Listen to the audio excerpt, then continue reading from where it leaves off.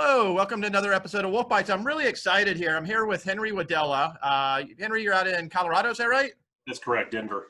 Awesome. So great place to be. So what's interesting is most of our guests, we've been focused more on the retail sector, and Henry is he's on the healthcare side. So Henry, tell us a little bit about yourself, what you do, and what are you seeing out there in the healthcare side? Obviously, we've been focused more on retail as it relates to COVID and what's happening. So what are you seeing out there?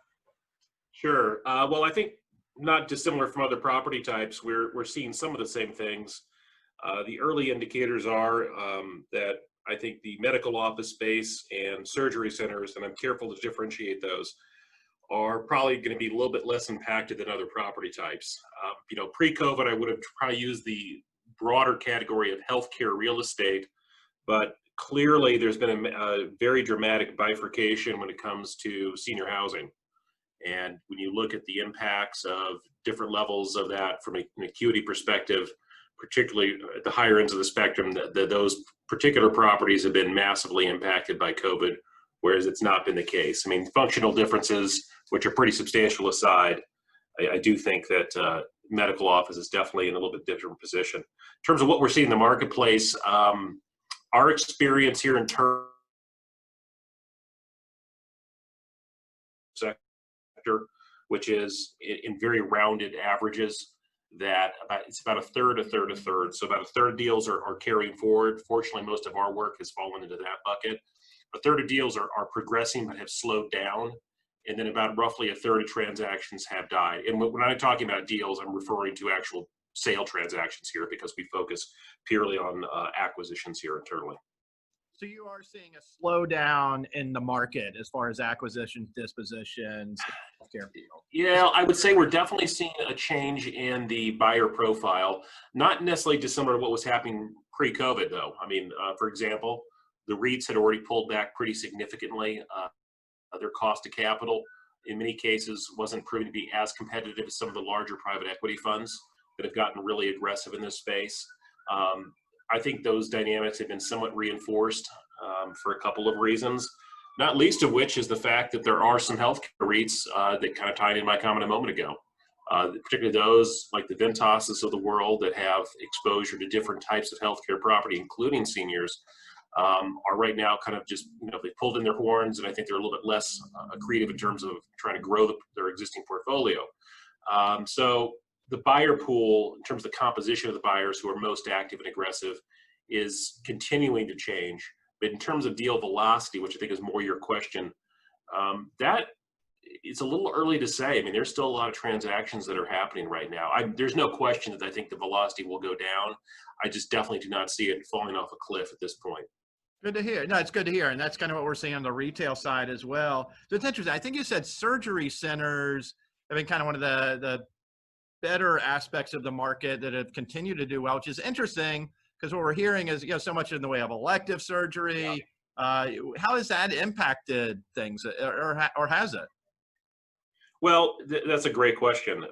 It first of all depends, is the surgery center standalone versus a part of a larger facility? Due to some of the parameters we work with in terms of trying to stay above certain deal size thresholds, it's not uncommon that we will not necessarily always pursue freestanding or standalone surgery centers. They're just often not kind of large enough in terms of an overall deal size. But that's just more germane to our criteria.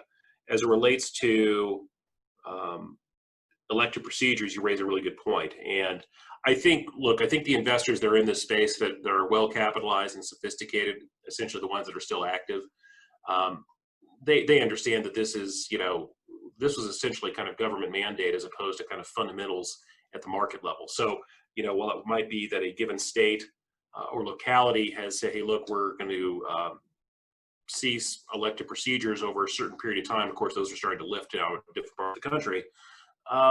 Doesn't really speak to the fundamentals that drive the need for that facility. So I think a lot of the investors in this space can look past that. They understand how this kind of fits into the broader perspective. Interesting. So where do you see things trending the balance of 2020, whether that's occupancy levels, which I'm guessing are actually very, very high on the medical side. Do you see that continuing, or are you seeing any real uptick in vacancy at all? I'll probably be a better lag indicator from my perspective in that versus a lead, mainly because we don't really get involved directly with leasing. The indicators are from both our clients and some of the industry groups that we interface with that rent collections have been very solid. I mean, I've been hearing quotes for large portfolio owners. I think the worst I've heard was 95% of rent collection. Most are essentially even better than that. And in terms of ongoing tenant demand or lease renewals, I guess there's always a need to kind of caveat everything. It's a little bit to be determined, but again, I think the demand will continue to be there for the stronger centers with the higher acuity, which is the type of assets that we focus on. That said, some of the prevailing dynamics that were, again, a little bit like the aspects of the buyer pool on the tenancy side, there was dynamics that have been going on for years. Nothing new here. That the era of the independent physician or practice is one that's kind of quickly going away by way of practices being acquired by either larger groups and or systems, health systems. I think to the extent there are remaining groups out there that might meet that profile, they'll probably be much more interested in being acquired. Now, depends if the other side would have interest in acquiring those practices. So I think some of those pre-existing dynamics will probably, if anything, get reinforced, although a lot of that has already played out. And of course, that would provide immediate balance sheet bolstering and also an immediate credit upgrade for owners that may have had a previously independent practice that's now part of a larger group or health system. And as you said, we've been seeing this for several years, the consolidation or the acquisitions of the independent practices going under the HCAs and the other national umbrellas. So essentially you say that you probably see even more of that going forward, which makes perfect sense. Yes. Out of curiosity, don't want to keep you too long, and I really appreciate your time. Anything out there that particularly excites you looking forward the next 6, 12, 18 months? And is there anything that concerns you a little bit at all? Or anything, just along those lines? It's a great question. It's a broad one, and it's hard to get extraordinarily granular in answering it. I would say that I am guardedly optimistic for the space that we're in. I think other property types have more exposure. I mean, clearly hospitality is the obvious one. But for the space that we're in and the quality of assets within that space that we really interface with and transact on, I'm fairly bullish. The good news is that the clients and the investors that we work with are continuing to be loaded for bear and continue to be aggressive from an acquisition perspective. So since we are purely buy side, that for us is important. It's a little early to determine, what from either a policy or regulatory perspective. And of course, those type of changes are sometimes slow to come about, and how those actually percolate through the system will remain to be seen.